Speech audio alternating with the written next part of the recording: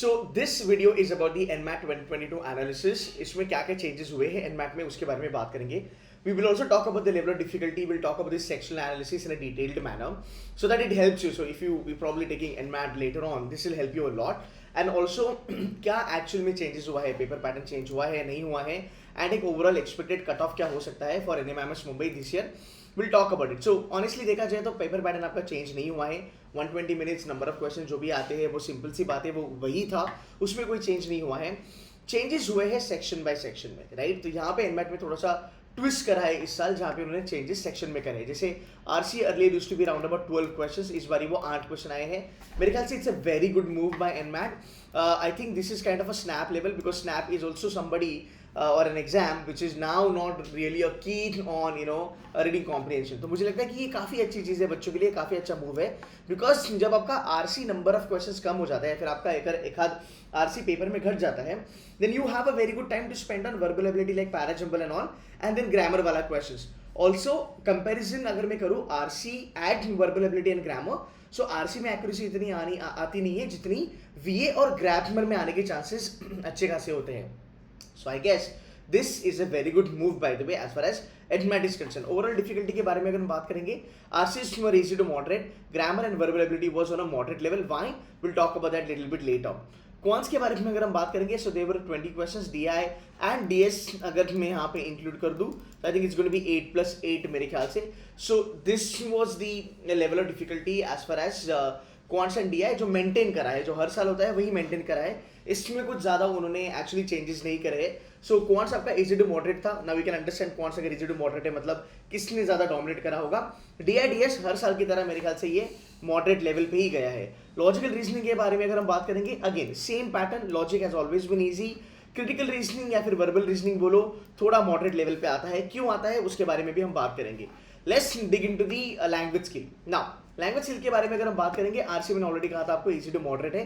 थोड़े सरप्राइजेस यहाँ पे आए हैं कि एनालॉजीज बढ़ गए थे. सो नंबर ऑफ क्वेश्चन जो एनालॉजीज की थे वो used to be around about 4-5, but this time कुछ बच्चों ने मुझे कहा कि सर 6 आए थे, किसी ने कहा सर मुझे नहीं सर 8 आए थे round about. So I am assuming कि वो 6 to 8 के बीच में ही रहे होंगे, but they were easy.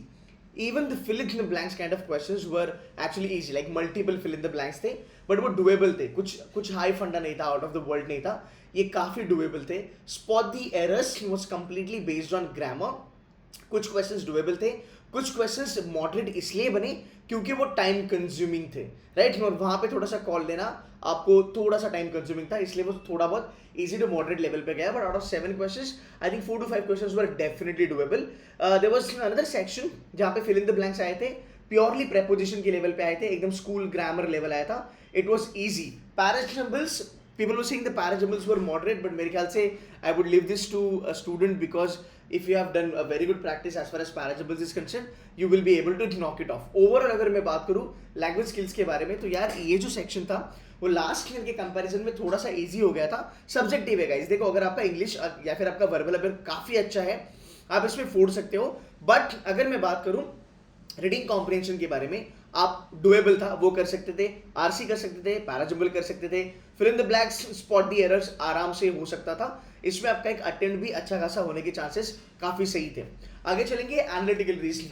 Analytical reasoning में जैसे मैं ऑलवेज कहता हूँ, इनपुट आउटपुट जो होता है, input output is one of the death corner. You cannot really deal with input output in a very good manner, and input output kills your time. तो इस बार भी इनपुट आउटपुट आया था, 4 क्वेश्चन आए थे, मॉडरेट लेवल पे ही जाता है, there is no doubt about it. A very good thing to look after is the arrangements, जो इजी लेवल पे आया था. यहाँ पे आपके क्वेश्चंस बन सकते थे. पजल्स थोड़े से क्रिटिकल थे, मेरे ख्याल से पजल्स ज्यादा टाइम कंज्यूमिंग थे, बिकॉज ऑफ विच वो पूरा का पूरा सेगमेंट मॉडरेट लेवल पे बन गया. Venn diagram was easy, blood relations were easy, orders and ranking as usual they were easy. Some figure based numerical reasoning type के क्वेश्चंस आए थे, वो एक ही था. अगर आप इसको छोड़ भी देते तो भी कुछ ज्यादा यहाँ पे इम्पैक्ट एज सच नहीं होता आपका. इसमें आपके अटेम्प्ट्स बढ़ने चाहिए थे because analytical reasoning has always and always been scoring, right. Input output में मेरे ख्याल से अगर आप 4 नहीं बट एटलीस्ट 2 क्वेश्चंस तो आप निकाल सकते थे अगर आपने थोड़ा सा पैटर्न वगैरह देखा होगा तो. बट अगेन बहुत सारे बच्चों ने मुझे कहा कि सर हमने इनपुट आउटपुट को छोड़ दिया, हमने बाकी जो भी क्वेश्चंस बन रहे थे वो हमने सॉल्व करे. Overall as a section analytical reasoning was on the easy level. Critical reasoning the elephant in the house by the way, because critical reasoning में अजम्पशंस ज्यादा आए थे, तो बच्चों ने कहा कि सर ये थोड़ा सा हेवी था। देखो ऑनेस्टली यहाँ पे आपकी प्रेपरेशन लेवल मैटर करती है। मैं मानता हूँ कि क्रिटिकल रीजनिंग थोड़ा सा टफ होता है, बट अगर हम बात करेंगे अजम्पशंस के ऊपर, अजम्पशंस रूल ऑफ नेगेशन जो है उसके चलते अजम्पशंस आपके काफ़ी निकल सकते थे। कोर्स ऑफ एक्शन भले बहुत सारे बच्चों ने कहा मॉडरेट लेवल पे है, बट आई थिंक ये डुएबल है। यहाँ पे भी आप अच्छे खासे मार्क्स निकाल सकते हो, because at the end of the day there is no negative marking as such, right. So जहां तक मुझे लगता है assumption and course of action were definitely doable. हाँ, थोड़ा सा थॉट प्रोवोकिंग था, थोड़ा सोचना जरूरी था, बट कर सकते थे। रादर जिस बच्चे ने डिसीजन मेकिंग छोड़ा होगा, आई थिंक वो उसको थोड़ा सा फायदा हुआ होगा, या फिर अगर एक छोटा सा कॉल भी लिया होगा, एक गेस वर्क लिया होगा कि चलो भाई करना है तो कर ही देते हैं, something like that, because negative marking नहीं है तो ज्यादा लोड है नहीं एज सच। तो अगर हम देखेंगे अजम्पशंस अगर आप देखते हो एंड अगर आप कोर्स ऑफ एक्शन देखते हो, यहाँ से स्कोर निकलेगा। आर्ग्यूमेंट्स डुएबल थे, सिलॉग्स इजी लेवल पे थे, वर्बल लॉजिक के कुछ क्वेश्चंस थे, बन सकते थे। इसमें 3 में से 1 या 2 would have been a good attempt. तो अगर हम देखेंगे क्रिटिकल रीजनिंग में आपके अटेम्प्ट ज़्यादा नहीं होते क्योंकि एलओडी थोड़ा ज़्यादा होता है, बट हाँ एनालिटिकल रीजनिंग से आप अच्छा खासा उसको खींच सकते हो to kind of have overall score, एक ओवरऑल अटेम्प्ट अच्छा लाने के लिए।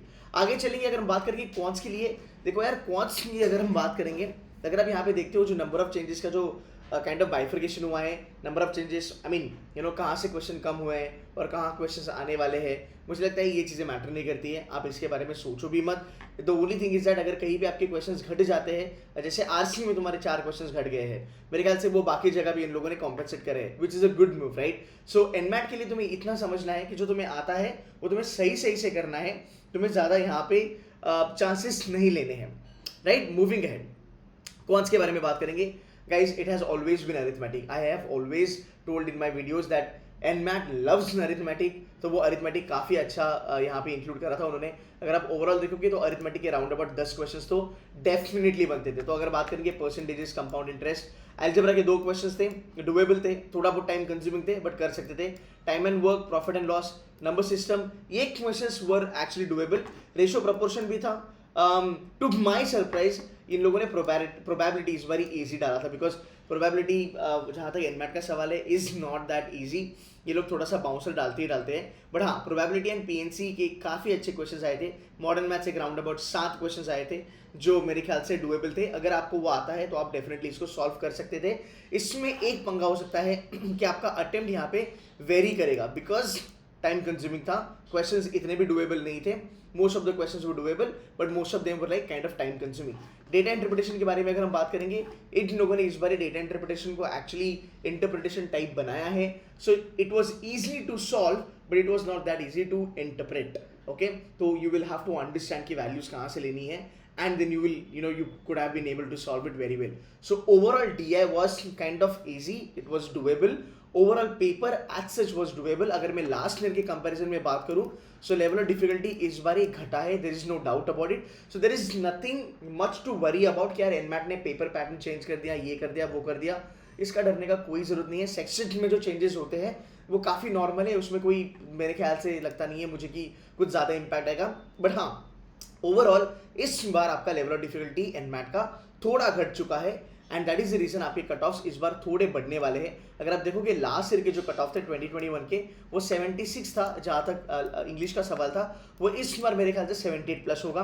लॉजिक में 71 का 73 प्लस होगा, क्वांट्स में 70 का 71 या 72 प्लस होगा। एक ओवरऑल मुझे जो ब्रैकेट लगता है for NMIMS Mumbai is round about 236 plus plus should be able to get a call provided आप सेक्शनल कट ऑफ भी क्लियर करो। गाइज आई होप आपको ये वीडियो समझा। There will be another video जहाँ पे मैं एक प्रॉपर स्ट्रैटेजी क्यूरेट करूंगा आप लोगों के लिए।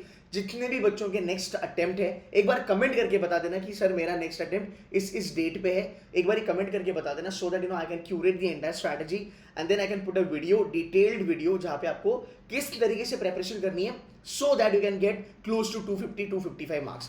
I hope this video was helpful, guys. Drop in the comments, hit like and share with your friends. Thank you so much. Bye bye.